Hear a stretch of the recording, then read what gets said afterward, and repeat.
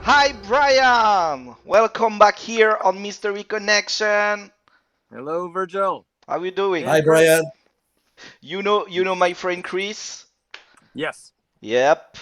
So Brian, today you here for a special uh, disappearance during a race in Alaska, and I would like to know you describe and explain what kind of race he is. Okay. This race is. Donc, il nous disait que cette course, c'est une course d'endurance qui a lieu en Alaska, à la ville de Anchorage. Ça fait depuis 1915 que cette course est organisée tous les 4 juillet, fête de l'indépendance des États-Unis. Et ils avaient arrêté pendant un temps parce qu'il y avait eu des décès lors de cette course dans les années 20. Et il y a eu aussi un moment où la course a été suspendue pendant la Seconde Guerre mondiale. Et sinon, ça a repris aussitôt la fin de la guerre. Et depuis, cette course a lieu depuis 93 ans.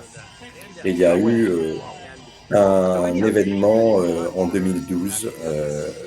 Et cette course est appelée la course des 5 grottes. Donc, C'est une course populaire. Brian m'expliquait que cette course se passe le matin à Sewer Ridge.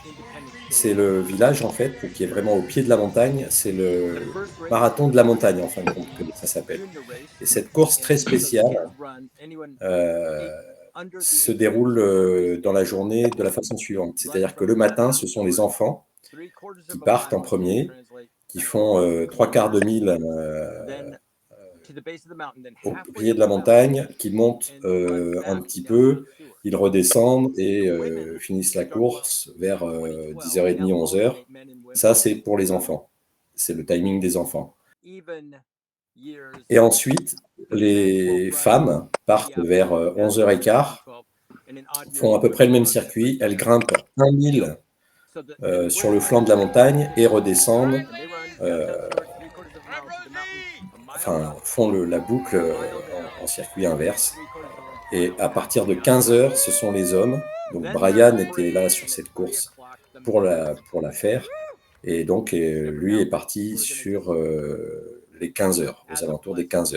Et donc, cet homme était aussi présent à cette course. Donc, ils sont partis, les hommes partent sur les coups des 15h. Et Mike, cet homme qui a disparu, est arrivé à 200 pieds du sommet, où se trouvaient des juges, en fin de compte. Comme des paliers, en fait. Ouais, il y a des paliers, puis il y a des personnes qui sont là pour vérifier que tout se passe bien, que les gens sont en bonne santé, qu'ils sont en forme. Mais ce jour-là, il y avait en plein été, malgré tout, mais c'est l'Alaska, il y avait une espèce de grêle très, très, très froide, ce qu'ils appellent la tempête de sable de glace. Parce que c'est du vent très froid avec des grêlons, des cristaux de neige. Enfin, ce jour-là, il faisait froid et en plus en arrivant vers le sommet. Donc cette course est assez éprouvante parce que ça se passe en 4 étapes. Bon, il y a le départ qui se fait au pied de la montagne, puis après il grimpe une pente à peu près à 30%, puis qui va jusqu'à 70%. Donc c'est que 1000 mètres de dénivelé. Donc on peut se dire, bah, c'est pas beaucoup. Mais en fait, quand on doit grimper sur ces distances-là, c'est un effort énorme. Et les juges et le personnel de course qui était au sommet de la montagne, du fait du temps et qu'il faisait très très froid, ont commencé à descendre puisque c'était vers la fin de la journée, donc la fin de la course. Et Mike était un des derniers à partir. Et ils ont rencontré, les juges ont rencontré Mike à 200 pieds en dessous de l'arrivée au sommet et ils lui ont dit, est-ce que tu sais où aller? Est-ce que ça va? Ils ont vérifié son état, tout allait bien, d'autant plus que cet homme avait déjà fait cette course. Donc il leur a dit, il n'y a pas de problème, je vais bien, je sais par où passer. Et donc eux ont continué les juges ont continué à descendre, puisque pour vérifier qu'il n'y ait plus personne sur ce pan de la montagne. En même temps, ils ratissent, en fin de compte, pour savoir si tout le monde va bien. Et il y a toujours en bas un QG, un quartier général, avec des gens avec des jumelles qui vérifient que la progression des coureurs se passe bien. Et donc, c'est toujours sous surveillance. Et la course tous les coureurs sont visibles depuis le QG avec les jumelles et sont suivis pour être sûr qu'il n'y a pas d'incident et qu'en cas d'incident, tout soit fait pour intervenir. Donc, quoi qu'il se passe, c'était sous la supervision des organisateurs. Okay, so Brian a fait la course et à peu près 2 heures après la fin de la course officielle, il y a eu la remise des prix et puis ils étaient dans le bar local de Sewer en fait. Et là, ils se sont aperçus qu'il y avait des hélicoptères qui survolaient le mont Marathon où avait eu lieu la course.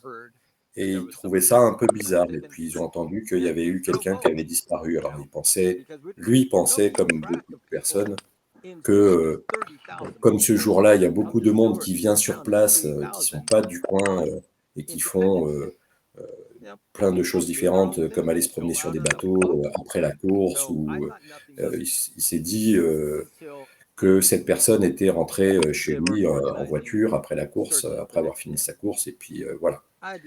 Mais le lendemain, les secours se sont organisés et ils ont vraiment ratissé toute la montagne à pied, sur place avec les chercheurs. Il y a les hélicoptères de la garde nationale de l'Alaska qui étaient là et ils ont des jumelles spécifiques qui peuvent détecter la chaleur des corps jusqu'à 3 jours après la mort. Donc vraiment des dispositifs de recherche poussés et ils ont cherché les 3 premiers jours et ils n'ont rien trouvé. Et ça a été fouillé dans tous les recoins. Ouais, parce que quand j'avais travaillé sur le sujet, ça disait ça, quoi, que ils avaient vraiment une technologie très poussée afin de vraiment retrouver un indice sur sa disparition, ce qui ne fut pas le cas.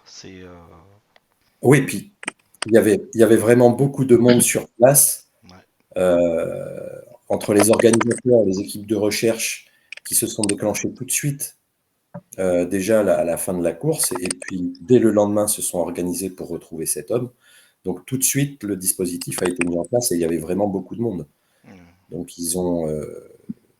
ça n'a pas été 4 jours après qu'ils se sont mis à sa recherche, c'est tout de suite. Et ils ont trouvé aucun indice de cette disparition. Et pourtant, ils ont cherché avec du matériel de pointe et par hélicoptère aussi bien qu'au sol. Donc, Brian a été sur place et a fait plusieurs fois a gravi plusieurs fois cette montagne en menant ses recherches avec d'autres personnes autres que les officiels qui continuaient les recherches. Et à chaque fois que les officiels sont passés quelque part, ils attachent des rubans roses aux branches, là où ils sont passés, où ils ont cherché. Donc Brian, lui, avait pris pour initiative de monter au-dessus du niveau de la forêt, c'est-à-dire assez haut en altitude, pour dominer la vallée et avoir le point de vue pour pouvoir, c'est plus facile de repérer les endroits de passage possibles, ou les personnes, ou les endroits qui pourraient ne pas avoir été fouillés, ou par où cette personne aurait pu passer pour redescendre pendant la course. Mais quand donc il est monté 3 fois au moins, après les 3 jours de recherche intensive, lui-même, en haut de la montagne, au-dessus du niveau des cimes des arbres, et il expliquait qu'en redescendant, ça devient un peu plus dense au niveau des buissons, et après ça devient des arbres, des grands conifères, et qu'à un moment donné, il y a une espèce de champ de neige par lequel on pourrait passer pour atteindre le village de Soulor, où avait lieu, où les gens habitent, et qui est au pied de la montagne où ça s'organise. Et donc lui est passé par là, et en redescendant, il passe par la forêt pluviale, qui est la forêt à la base de cette montagne, et il voyait des rubans roses partout. Il n'y a pas un endroit qui n'a pas été fouillé.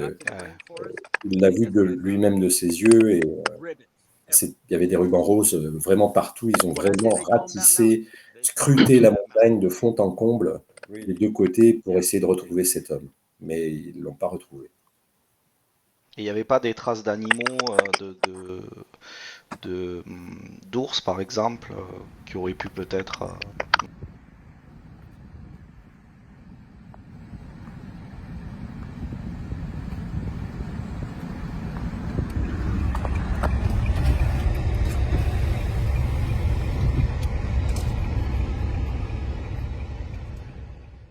Brian, Yes. do you find some trace, bear trace? I was actually thinking about covering that. Par rapport, pour répondre à ta question, à savoir si cet homme aurait pu être attaqué par un ours, ou s'il y avait des traces d'ours, il disait que souvent ce que font les ours, c'est que quand ils attrapent un gibier, ils l'enterrent et le couchent, entre guillemets. Donc ça aurait été une possibilité que cet homme ait fait un choc hypothermique, un malaise cardiaque, se soit assis et été attaqué par un ours, parce qu'il y a toujours un ours sur cet endroit. C'est la nature, hein, il y en a toujours. Ours noir ou ours brun. Mais bon, pendant les recherches, ils n'ont pas trouvé ce genre de cache que font les ours pour cacher leur prise, leur nourriture. Et ils ont scruté partout. Ce sont des spécialistes, ils connaissent la nature et la faune. Donc ils ont fait attention à cet aspect-là. Et jusqu'à pendant un mois après la disparition de cet homme, il y avait toujours avec quelqu'un, au minimum une personne avec des jumelles, en train de regarder partout, et ils n'ont pas trouvé de cache ni vue d'ours spécifiquement en train d'être actif dans ce point-là. Ils pensaient que si l'homme était tombé du côté gauche du versant de la montagne, il aurait pu tomber dans une espèce de canyon, mais son corps n'aurait pas dévalé les 1000 mètres de dénivelé sans être arrêté par un rocher ou quoi que ce soit, et donc ils auraient retrouvé son cadavre. Oui, puis même comme je disais, au moins quelques traces de sang. Là, c'est oui, rien, quoi. Il y aurait eu des traces de sang, des effets personnels dispersés sur l'endroit de sa chute, je sais pas, une chaussure, sa gourde, un bout de tissu du t-shirt, enfin quelque chose, ou même du sang, comme tu dis. Et donc, et de l'autre côté, il y a le glacier dont parlait le champ de neige. En fait, c'est un glacier.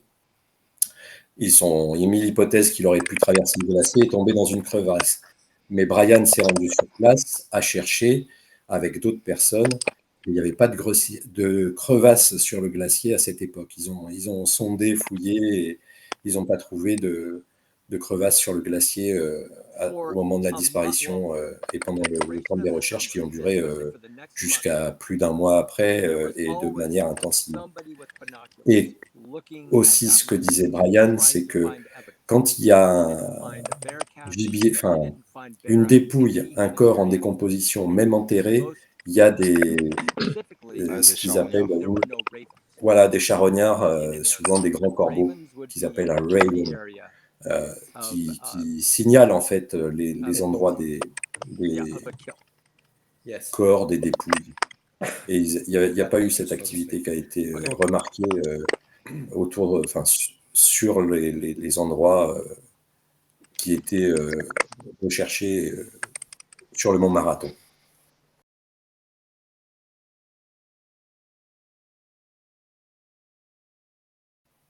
If you allow me, Brian, to just a question on the wildlife. During this race, at this moment of the year, there is lots of people, and I think that wildlife goes away from this activity, human activity.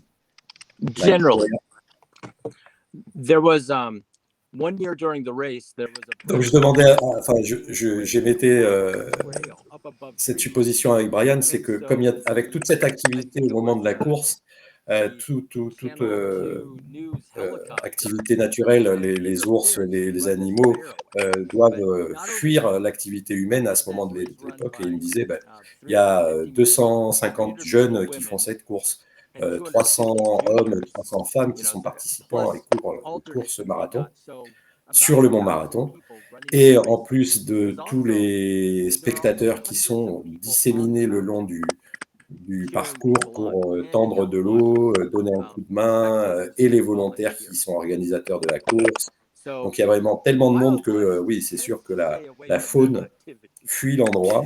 Il y a une fois où il y a un ours brun qui a traversé le parcours de la course et il y avait les hélicoptères qui l'ont éloigné de la zone pour sécuriser les personnes qui assistaient à la course, aussi bien les coureurs que les bénévoles et tout ça. Donc il y a toute une organisation mise en place qui fait que ça évite les rencontres de ce type.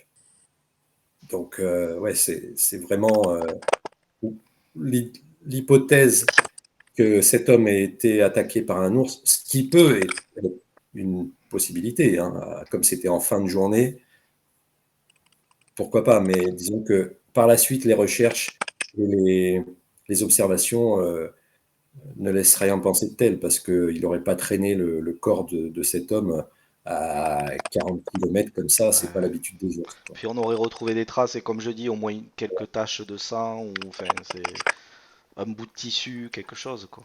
Je vais demander à Brian combien de temps lui a personnellement participé aux recherches et après, plus globalement, combien de temps ont duré les recherches pour essayer de retrouver cet homme. Brian, I would like to ask you about your personal involvement in this event of this man's disappearance. How long did you participate to the search? I only did. Ce que Brian me disait, c'est que lui a fait ses recherches par rapport à la disparition de cet homme. Il a fait 3 fois ce qu'il expliquait tout à l'heure, 3 fois les recherches sur la montagne. Et après, au fur et à mesure de son activité, quand il allait en trek, il regardait s'il ne trouvait pas quoi que ce soit, un objet, quelque chose de louche. À chaque fois qu'il partait sur cette montagne, il regardait s'il ne trouvait pas des un petit indice, traces, des indices, quelque chose qui aurait pu appartenir à Mike. Mais il a aussi participé à... Ce qu'il disait, c'est que l'Alaska a cet aspect bizarre, c'est que les gens disparaissent littéralement, comme si l'Alaska les avalait. Et de son histoire personnelle, il a participé à 2 autres recherches sur des personnes qui avaient disparu, mais qui avaient des problèmes psychologiques. Ils ne les ont jamais retrouvés. Ils n'ont jamais rien retrouvé. Aucun indice, aucun Évaporé. objet personnel. Et là, ce qu'il expliquait aussi, c'est qu'un jour, il est tombé sur un endroit d'à peu près 8 mètres de diamètre, ça c'est dans la forêt, où il y avait juste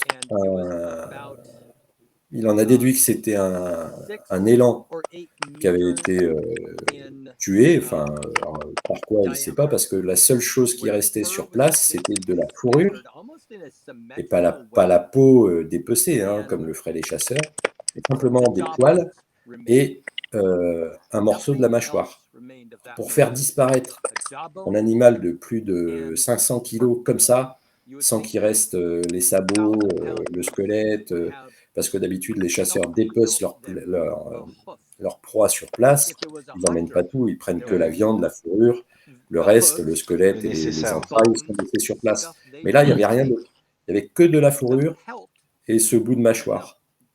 Et sur une montagne adjacente au mont Marathon, là où Michael a disparu, il y a eu une autre disparition d'une personne et ils n'ont rien retrouvé pendant un moment. Et il y a un jour, ils ont retrouvé la moitié de la mâchoire de cette personne. Puis, quelques années plus tard, ils ont retrouvé un autre morceau de je ne sais plus quelle partie du corps. Comme si les gens, et même les animaux, étaient absorbés par le sol et recrachés par petits bouts à différents endroits. Différents secteurs. Donc, c'est vraiment très, très bizarre. Et ça se passe en Alaska. Et c'est souvent le cas de personnes qui disparaissent. On ne trouve rien sur le moment.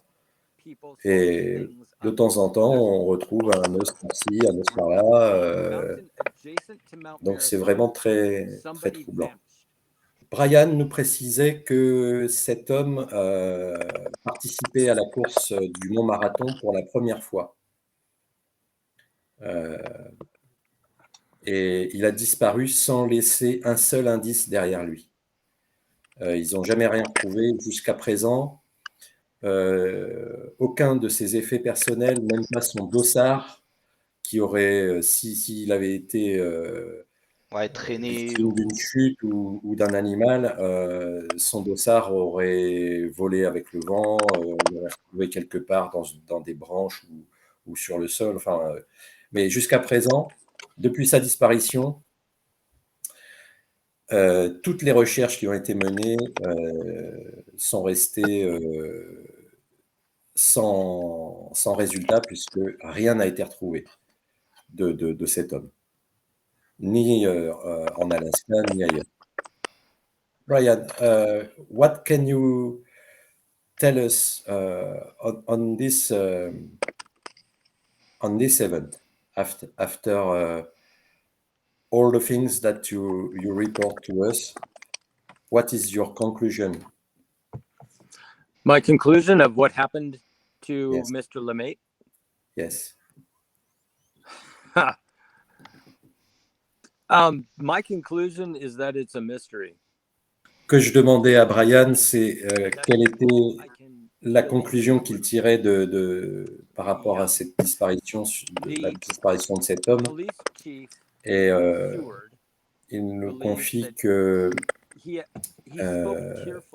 le chef de la police de Seward, donc l'endroit où a lieu la course au pied du Mont Marathon, était très ému parce que pour lui, il n'avait pas fait un assez bon travail de recherche et il pense que cet homme, Michael Loomis, est toujours sur les pans de la montagne quelque part.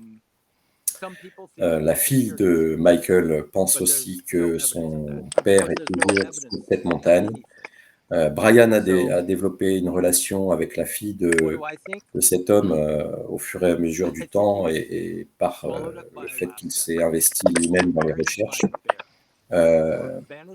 Et sa conclusion, c'est que ça reste un mystère parce que soit cet homme a été enlevé par des aliens, soit il est passé dans une faille temporelle, soit c'est un ours qui l'a enterré quelque part. Chose peu plausible puisque les recherches n'ont rien donné et il n'y a aucune preuve de ça. Donc ça reste vraiment un mystère entier, car jusqu'à présent, on n'a toujours rien retrouvé de cet homme. Nulle part. Aucune Donc trace. pour Brian, c'est vraiment un mystère qui reste entier.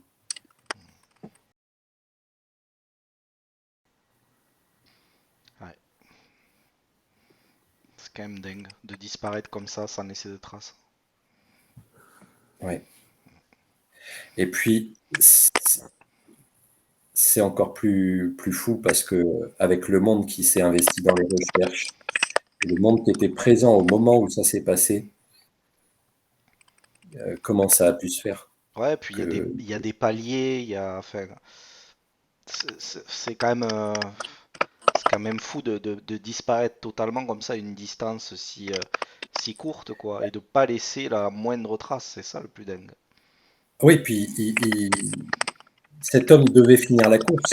Il a Mm. été rencontré à 200 pieds du sommet par les organisateurs qui redescendaient, qui sont les derniers à l'avoir vu.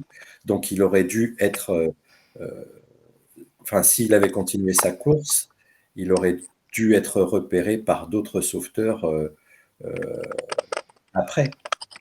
Oui, puis on voit, Mais c'est en plein milieu du parcours qu'il disparaît. en plus, on voit Alors bien que qu'il y la avait course est hyper sécurisée, c'est-à-dire qu'on voit bien que les gens sont bien voilà. organisés pour, enfin, veillent à la sécurité des gens, veillent à ce qu'il se passe pas ben, ce genre de choses, que ce soit attaqué par un animal ou quoi que ce soit. Euh, ouais, comme le dit Brian, c'est vraiment une disparition des plus mystérieuses, quoi. Une énigme. Mm. That's an enigma. Yeah. Still to be resolved. Yep. In Alaska, until you have a body, missing people are active cases, cold cases, but active. So there is still an Donc, active. Brian nous disait que le cas de Michael est toujours actif, même s'il a été déclaré mort en août dernier. He was declared Tant qu'on n'a pas retrouvé un corps ou des preuves de the following August. la mort d'une personne, les cas de disparition restent toujours ouverts en Alaska et ailleurs aussi, je pense, aux USA. Donc, le mystère reste entier Correct. de ce côté-là, jusqu'à ce qu'on ait plus d'éléments. Mm. Mais j'ai peur qu'on ne trouve pas plus d'éléments. Peut-être qu'un jour, l'Alaska rendra Un petit indice? un indice, Ouais. un ossement ou d'autres effets personnels de cet homme ou d'autres personnes, comme c'est apparemment le cas pour d'autres personnes disparues qui sont retrouvées morceau par morceau à différents endroits de l'Alaska. C'est ce qui est vraiment très, très troublant Ouais, parce et que particulier à cette région. finalement, encore une fois, même quand tu trouves voilà, des parties de corps ou d'ossements, c'est à des endroits différents. Et du coup, finalement, tu te dis, ah ben super, on a trouvé des restes, donc des indices. Mm. Mais bon, ça avance pas plus la chose. Là aussi, donc on est face à un autre mystère en fait. Ouais, c'est vrai, c'est vraiment. Il n'y a pas de logique là-dedans. Ouais. C'est ça qui est le plus troublant, c'est qu'on n'a aucune piste. Cet homme a disparu sur le flanc de cette montagne ce jour-là, dans des conditions totalement incroyables. Oui. Et ça, c'est ce qui fait qu'aujourd'hui encore, on se pose des questions. Et Brian a été là pour nous répondre. C'est une opportunité qui nous a permis, nous, de poser des questions vraiment et d'avoir des détails sur cette affaire-là notamment, qui reste encore aujourd'hui une énigme totale, même pour les personnes qui ont participé aux recherches, qui étaient sur place le jour de la course, comme Brian. Brian, if you want to say something else.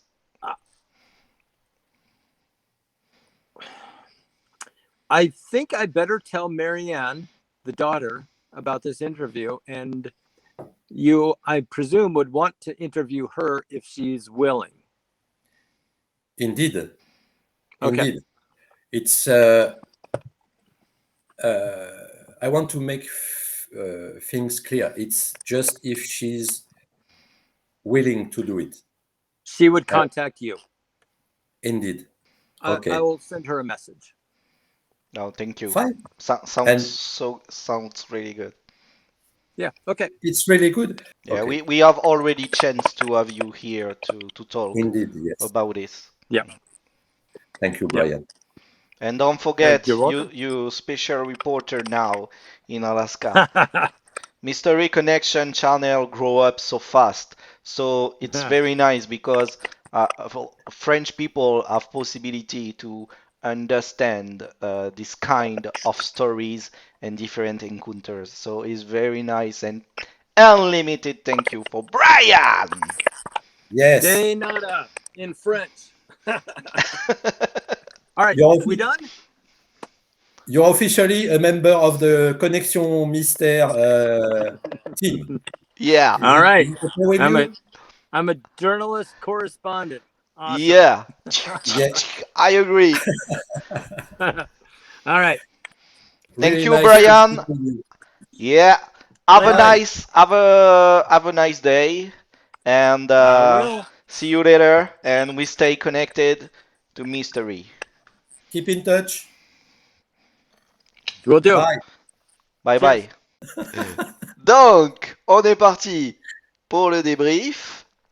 Chris, est-ce Oui. que tu as aimé ce petit voyage en Alaska? Ouais, super. Brian est quelqu'un de vraiment sympathique. Et puis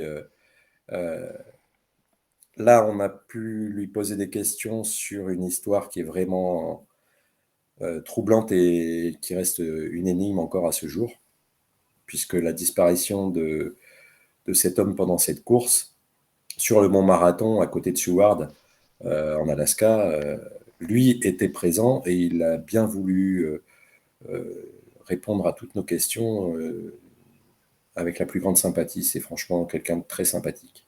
Ouais. Cool, fun, agréable, souriant, Ouais. disponible, Ouais. parce qu'il faut savoir quand même qu'il travaille beaucoup. Et à chaque fois, il se rend disponible le lundi pour nous, à une certaine heure où il est libre, pour vraiment partager tous ses renseignements. Et en plus, Oui. on peut le voir, hein, on l'a tous vu, c'est pas rien. Et alors, je sais pas si ça te l'a fait à toi, Chris, mais le fait qu'on ait ce témoin qui ait vécu l'événement, qui a participé aux recherches, qui a couru, qui était là pendant Oui. cette course au même moment, moi Ouais. j'ai été plongé dedans, quoi. J'ai l'impression qu'on a passé un cap sur ce qu'on appelle les disparitions mystérieuses, et là on a vraiment un témoin qui nous amène, qui appuie le déroulement du début jusqu'à la fin, qui nous amène les faits, son opinion, et au final, on est face à un vrai mystère et à une disparition des plus mystérieuses, clairement. Moi, ça me laisse sans voix parce que il y a eu d'autres disparitions inexpliquées en Alaska, mais là, Brian était sur place, comme tu le dis. Donc, il était présent au moment des faits et étant un habitant de cette région, il connaît parfaitement la faune, le relief. Il a fait cette course, donc il sait de quoi il parle. Et en plus, le jour où cet homme a disparu. Donc, avoir qui nous permette de recueillir son témoignage, c'est franchement un honneur. Et puis,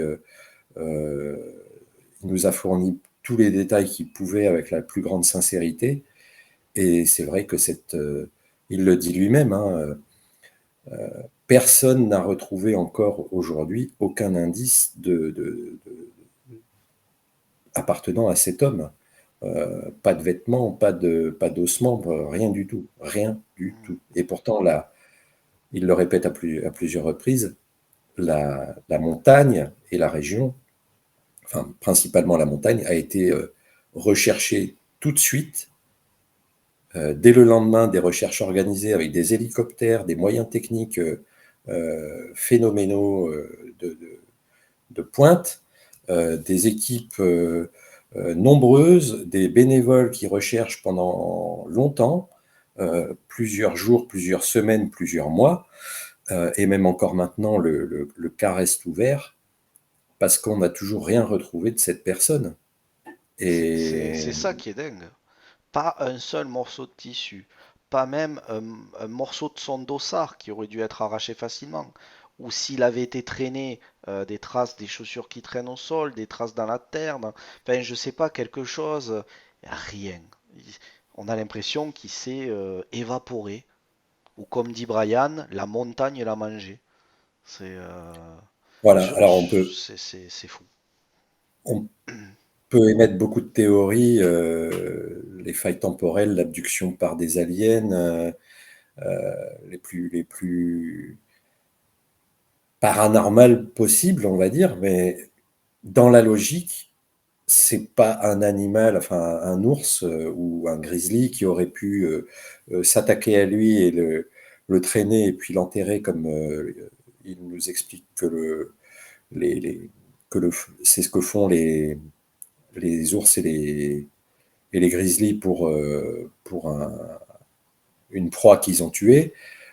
Toute la montagne a été scrutée. D'ailleurs, c'est ce qu'il explique, c'est que quand lui-même s'est rendu faire des recherches quelques jours après, il a grimpé et descendu la montagne et a essayé d'emprunter les chemins les plus probables dans la montagne jusqu'à la forêt pour descendre sur les glaciers, chercher dans les crevasses. Et partout, ça a été fouillé puisque les recherches euh, laissent des petits rubans de couleur rose partout où ils ont été fouillés pour éviter de repasser euh, là où ça a déjà été scruté. Et vraiment, c'est le terme, scruté. La montagne a été scrutée sous tous les angles, derrière tous les rochers, et ils ont trouvé rien, aucun indice pouvant permettre de croire qu'un fauve s'en soit pris à cet homme et l'ait traîné et enterré quelque part. Surtout Tous qu'en les plus, indices. surtout qu'en plus, moi je me fais l'avocat du diable parce que j'essaye, voilà, parce qu'il y a peut-être des gens qui vont se dire que voilà, il a peut-être été attaqué par un ours ou un autre animal. Mais là, on voit bien que c'est absolument pas le cas. Quand bien même, euh, on voit bien que la course est quand même très bien organisée, une course très populaire, et donc on voit que la sécurité est de mise. Il y a des paliers, enfin tout est fait pour éviter ben, ce genre de choses. Et c'est dingue. C'est c'est vraiment difficile hein, d'amener une explication quand on n'a pas un seul indice. Bah, et puis, Brian nous l'explique bien, c'est que ce jour-là, enfin, lors de l'organisation de cette course, la ville est envahie par des milliers de personnes pour soit faire la course, soit en être spectateur. Donc, c'est des milliers de personnes sur un site qui, enfin, à l'annonce de la disparition de cet homme, beaucoup ont cherché partout. Donc, c'est des milliers de personnes, des hélicoptères, des équipes d'organisateurs, euh, des spectateurs, des habitants de Seward et des environs qui ont cherché cet homme. Et personne n'a rien trouvé. Et ils n'ont même pas trouvé d'ours. Ah non, non, oui, Parce c'est. qu'à la rigueur, on aurait pu dire, ben, ils ont trouvé un ours. Alors, cette hypothèse pourrait tenir la route. Reste à trouver l'endroit où il aurait entraîné cet homme pour le cacher. Mais c'est pas le cas. Et il le précise à un moment donné, quand une, un corps est enterré quelque part, au bout d'un moment, les ours n'enterrent pas très profond. Et puis pas très bien, ils ne s'occupent pas de laisser quelque chose d'apparent, une chaussure ou un pied, ils font ça vite fait, sans grand soin. Donc les charognards détectent tout de suite les proies qui sont ensevelies, et puis les gens se seraient aperçus qu'à certains endroits, il y avait des charognards qui tournaient, qui se rendaient sur un lieu, et ils auraient retrouvé la dépouille de cet homme, mais ça n'a pas été le cas. Il n'y a rien eu aucun signe de ce style, et cet homme est toujours resté introuvable. Alors C'est qu'il y ça. avait des milliers de personnes Oui, voilà. sur site. C'est quand même dingue. Et puis, on aurait retrouvé des traces de pas, quelque chose. Au moins, s'il avait bougé quelque part, ou en tout cas, je, je- surtout qu'en plus, à ce moment-là, comme le dit Brian, il faisait froid. Donc, Oui. donc, je veux dire, ça devait être assez humide au sol. Donc, on aurait pu quand même retrouver quelque chose. Mais j'ai l'impression que je sais pas, parce qu'ils sont arrivés juste après. Donc ils auraient dû voir au moins des traces de pas s'il était parti un peu. Je sais pas, je n'arrive pas à expliquer comment. Ben, Comment il s'est volatilisé, quoi. personne n'a d'explication sur ce qui est arrivé à Mike. Michael ou Mike? C'est Michael, je crois. Michael, oui. Ouais, Michael. Michael Loomis. Personne n'a d'explication, à part des explications irrationnelles qui restent du domaine du possible, je dirais, dans ce cas-là, parce que vu le dispositif qui a été mis en œuvre et les gens qui sont des experts qui étaient sur place, le nombre de personnes qui se sont mis à sa recherche, c'est pas, il n'y a aucune explication rationnelle pour expliquer ce qui s'est passé. Donc, il reste que l'irrationnel. Ben, c'est ça. Moi, on peut en arriver qu'à cette conclusion parce que Il faut peut-être aller chercher dans l'inexpliqué. moi, Maintenant, ça reste la seule possibilité et c'est ce que conclut Brian, c'est que pour lui, soit la montagne l'a avalé, euh, soit les aliens l'ont abducté, enfin enlevé, soit il a traversé une faille temporelle et il a disparu de la surface de la planète. Donc, que des théories irrationnelles, parce que Brian précise bien qu'effectivement, vivant là-bas, il y a quand même des disparitions comme ça qui se passent ouais, et qui continuent encore à rester ben voilà, sans réponse. Les gens se volatilisent, hélas. quoi.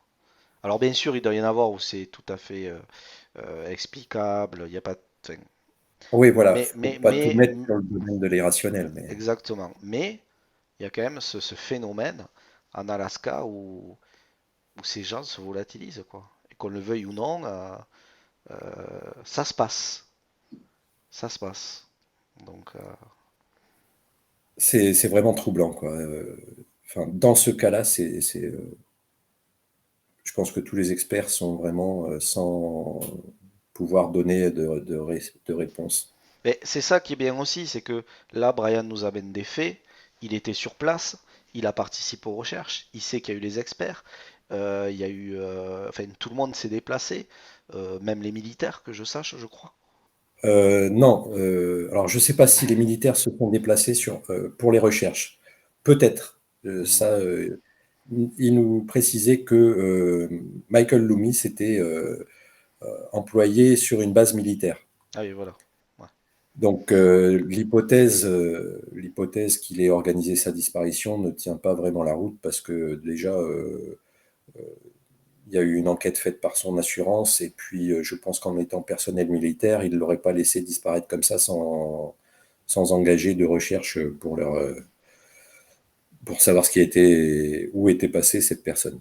Oui, et puis ça avait l'air de quelqu'un qui qui avait était apprécié. ouais, qui était apprécié, qui avait une vie agréable, était épanoui.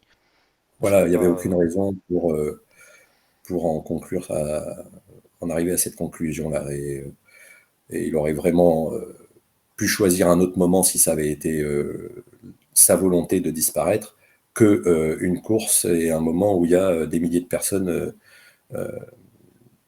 sur place qui auraient pu donner des indications quant à savoir ce qu'il avait fait, où il était passé, comment il était parti, enfin bref, tout un tas de- d'indices qui auraient pu amener les gens à le retrouver.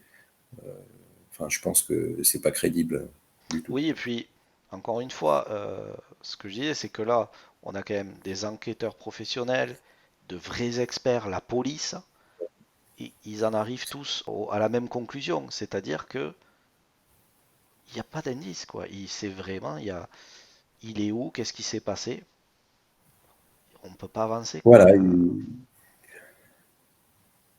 je sais pas quoi dire de plus parce que tout a été passé en revue au niveau même de la montagne, le relief, les hypothèses, toutes les équipes de chercheurs, les moyens engagés font qu'il n'y a pas de. Enfin, s'il était décédé sur cette montagne, je pense qu'on aurait retrouvé son corps depuis Oui, et longtemps. puis, je sais pas si toi tu l'as ressenti comme ça, mais on sent qu'il y a eu un élan de solidarité énorme. Ils ont Mm. de suite agi. Il y a eu voilà, tout le monde s'est mis à chercher euh, les hélicoptères avec une technologie de pointe. Je veux dire, ils n'ont pas fait les choses. Voilà, ils n'ont pas vu les choses voilà, ils ont vu les choses en grand. J'ai envie de dire, et ils ont agi de suite. Et vraiment, ils sont de suite Oui, inquiétés, de suite ils ont agi. Et c'est ce qui ouais. est d'autant plus troublant, quoi. Ouais, parce que dès le soir, Michael nous dit que après la course, il y a eu la remise des prix et ils étaient dans un bar en train de fêter la fin de la course, comme c'est de coutume, et ils voyaient des hélicoptères qui étaient déjà en train de rechercher le soir même. Et dès le lendemain, les recherches ont repris de plus en plus assidûment. Ils ont scruté, arpenté toute la montagne de Marathon, du mont Marathon, et la région de Seward. Partout, tous les gens ont fait preuve de solidarité. Michael Loomis était apparemment quelqu'un d'apprécié, euh, sans aucun, sans aucune preuve ou indice qui laisserait croire qu'il avait quelqu'un à craindre ou quelque chose à craindre de quelqu'un pour vouloir disparaître ou avoir été assassiné, ce qui aurait pu être une autre hypothèse aussi.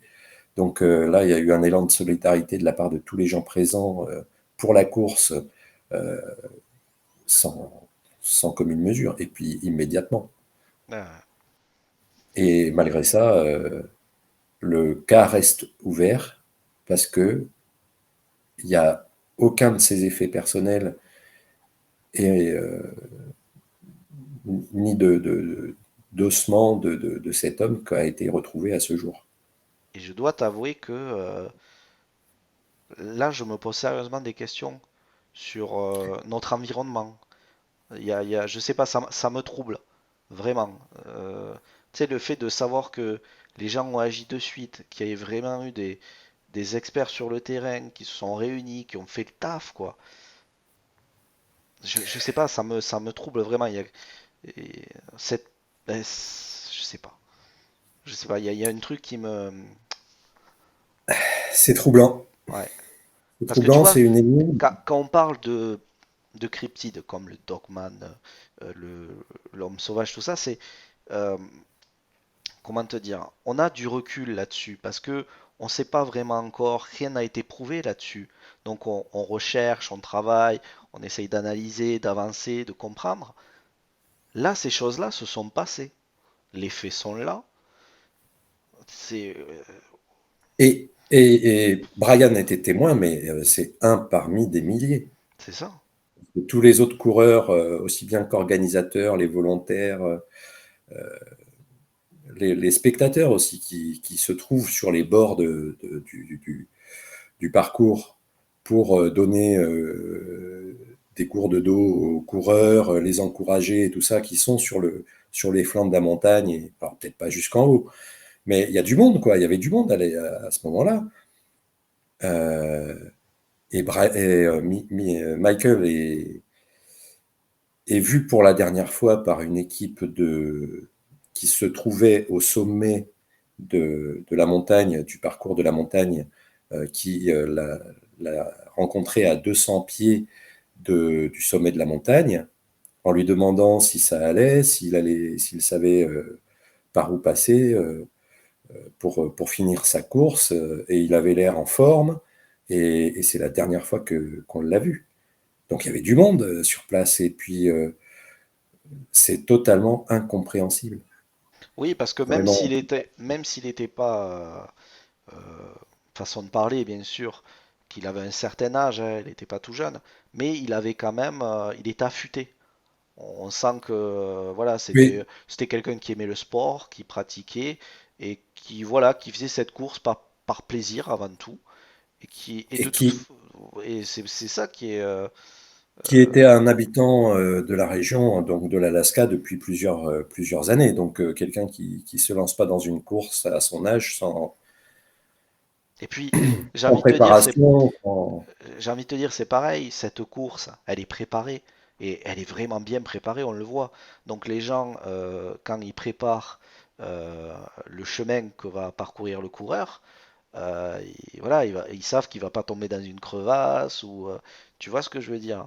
La difficulté, bien sûr, ça va Oui, être oui. de monter jusqu'en haut, mais je veux dire, elle est là la difficulté. Elle est dans le côté de se surpasser, l'effort physique, mais elle n'est pas dans le fait que oh, il va y avoir des trucs, des trous, on va tomber, on a des risques de se faire bouffer par. Tout est bien préparé, c'est minutieux, c'est une course populaire quoi. Et là, c'est. Et on en revient toujours pareil, de toute façon on aura beau analyser, enfin, c'est incompréhensible quoi. Ben, peut-être qu'un jour on trouvera sa dépouille ou quelque chose qu'on pourra mettre en relation avec cet homme, un vêtement, une chaussure, un effet personnel, quelque part, qui pourra nous dire ben, qu'il est passé par là C'est vrai que ça doit pas être évident pour ou la famille, hein. pour l'instant, oui, l'épreuve est pour la famille et qu'il faut respecter dans sa peine. Mm. Parce que là, le plus dur, c'est de ne pas avoir de réponse. C'est ça. Parce que on trouve un indice, une chaussure ou quelque chose, bon, la tristesse est là, mais au moins on sait quoi. On sait que voilà, il s'est passé quelque chose. Là, le fait de, mais, enfin, je veux dire, même pas un morceau de papier de dossard quoi. Enfin, je sais pas quoi, ça me paraît complètement fou quoi. Ça reste une énigme Ouais, jusqu'à ce qu'on trouve quelque chose. ouais. Et Voilà. en même temps, bon, de toute façon, je vois pas ce qu'on peut rajouter de plus.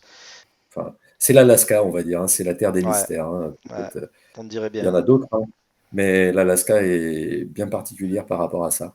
Ouais, Cet ami de Brian était en train de se promener dans la nature et avec ses jumelles, il scrutait un flanc de montagne de l'autre côté du lac à peu près un miles, donc 1,5 km, et il a vu quelque chose qui descendait dans une faille de la montagne, enfin pas une faille, mais un goulet, une pente de la montagne où il y a des éboulis rocheux.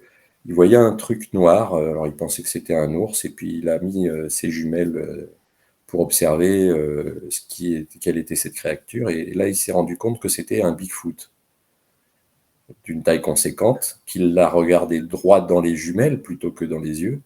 ouais. Et cet ami rapportait à Brian qu'il avait eu cette pensée venant du Bigfoot, disant c'est ma montagne. Ouais, je suis ici chez moi, quoi.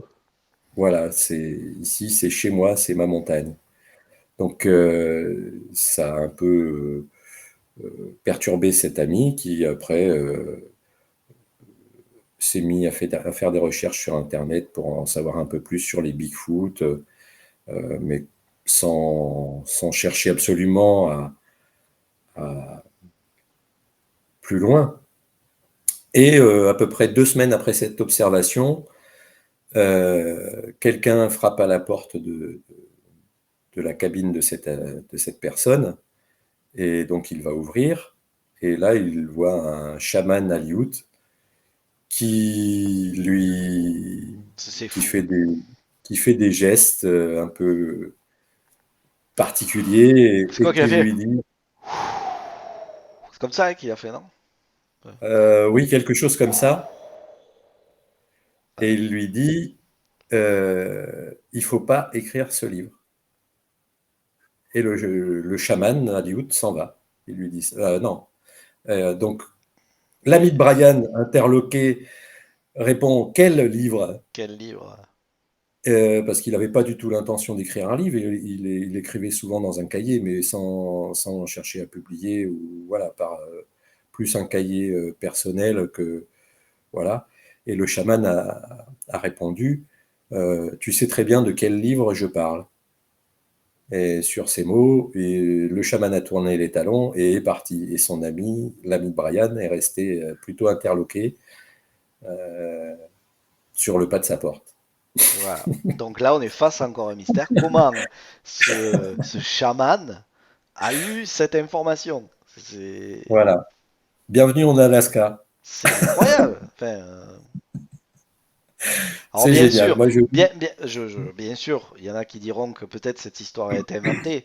Maintenant, il n'y a pas de problème, mais si cette pourquoi histoire est pas. sincère, et moi je pense quand même qu'elle est, hein, après, voilà, chacun est libre de penser ce qu'il veut, mais quand même, encore une fois, le chaman qui arrive et dit, ouais, n'écris pas. Mais comment il sait ça? C'est. Surtout que, apparemment, c'était pas du tout dans l'intention de cette personne d'écrire un livre. Ouais. Donc, est-ce On que. lui livre une information qu'il n'a pas encore eue à l'esprit, et Oui, parce ça que l'a vraiment est-ce que interloqué. plus tard, il aurait utilisé ce journal sur lequel il décrivait ses observations ou Peut-être. Dieu ne sait quoi, et qui après, par la suite, se serait dit, mais pourquoi ne pas écrire un livre sur ce sujet avec la matière que j'ai pu avoir? Tu vois? Et le chaman, il Oui. a, ouais, fais pas ce livre. Mais, mais, Ben, mais, c'est quoi c'est le. totalement, c'est totalement incongru et improbable. Quelqu'un vient frapper à votre porte, c'est un chaman indien. Bon, c'est sûr, il habite en Alaska, il y a les, les Indiens natifs, les, les autochtones qui vivent encore, et heureusement. Mais c'est totalement improbable d'avoir le chaman qui vient et qui vous livre son message de la sorte, quoi. Enfin, n'importe qui dans notre pays appellerait la police en disant cet homme va pas bien, il faut l'aider vite, appeler l'hôpital psychiatrique, quoi. Et c'est là Mais non. peut-être, encore une fois, qu'on voit que ces natifs, ceux qui vivent là-bas depuis des décennies, ont cette connexion avec la nature, avec peut-être ces choses étranges qui y habitent, et que peut-être notre façon d'agir, qui est peut-être beaucoup trop rationnelle, nous éloigne encore plus de ce contact. J'en déduis que les autochtones ont toujours gardé une connexion avec la nature, notamment, et ces formes de vie qui, pour nous, nous semblent totalement impossibles, paranormales, cachées, peut-être parce qu'on a justement, comme tu le dis, perdu cette sensibilité au monde immatériel et spirituel que eux ont gardé, heureusement, et qui arrive à débarquer dans la vie des Occidentaux de cette manière, en livrant un message, comme le chaman l'a fait avec l'ami de Bariad. Des choses qui sont vraiment totalement incroyables. Mais moi, je pense que c'est quelque chose qui est arrivé. Alors après, ça ne regarde que moi. Hmm. Je préfère croire que c'est possible que l'inverse. Mais Ouais, c'est toujours. c'est ce que je dirais aussi.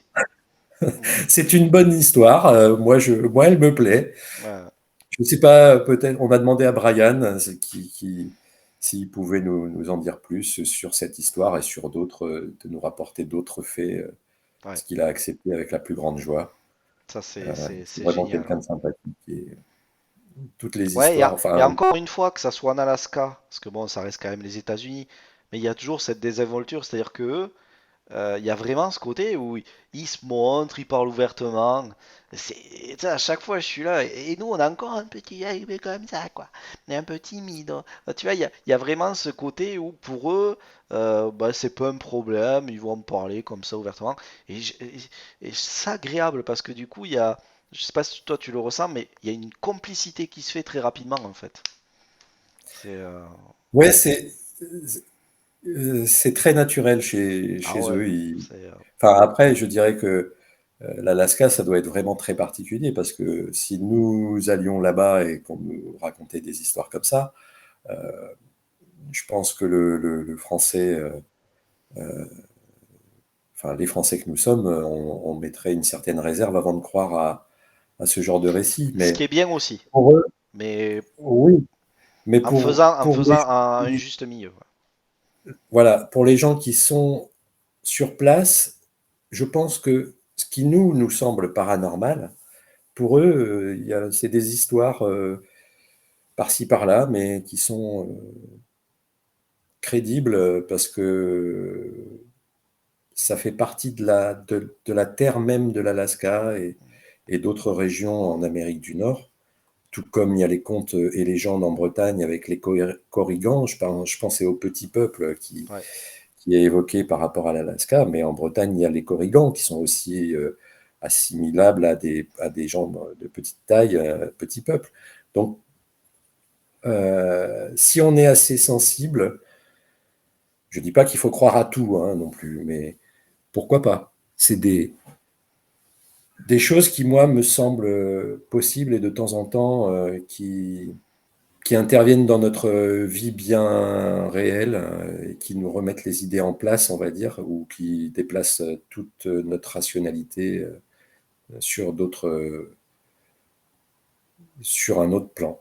ouais, Et c'est troublant, c'est sûr, c'est troublant, mais pourquoi pas? ouais, Je crois qu'on est loin de tout savoir. oui. Mais c'est pour ça que la chaîne est là. L'univers est tellement vaste et on connaît déjà même pas le fond des océans, alors Ouais, il y a du taf. oui, on a vraiment du travail et je pense qu'il y a beaucoup de choses qui ont été oubliées, malheureusement, sur l'approche notre approche de la vie et de la nature. Ouais. Heureusement, il y a des gens qui sont encore en connexion avec tout ça. Et d'ailleurs, ça serait intéressant aussi d'en savoir peut-être un petit peu plus sur ces tribus qui vivent là-bas en Alaska. Mm. C'est un sujet qui serait intéressant aussi, hein. Partout, Ouais, partout. Toutes les tribus, les légendes locales, moi je suis intéressé parce que si il y a des légendes, des histoires qui circulent, il y a quand même quelque chose, oui, quelqu'un à l'origine qui a vu quelque chose ou qui a vécu quelque chose qui mérite d'être raconté. Donc il y a un fond de réalité ou de vérité là-dedans. C'est ce qui m'intéresse. C'est pourquoi j'aime chercher et à chaque fois on découvre plein de pistes nouvelles et différentes. C'est sans fin. ouais. Donc Maintenant, laissez-nous dans les commentaires, ben voilà, vous en pensez quoi? Qu'a-t-il pu arriver à ce Michael? Voilà.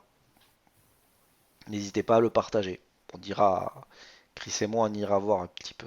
N'oubliez pas de rester connectés au mystère, et on vous dit, et Chris et moi, on vous dit à très bientôt. à bientôt, Salut à tout le bientôt. monde. Salut. You're very welcome. If you have anything else to say, it's up to you to speak. Oh, oh, oh. What I love a French woman. Yes, send me a French woman. Look at this! Look at this!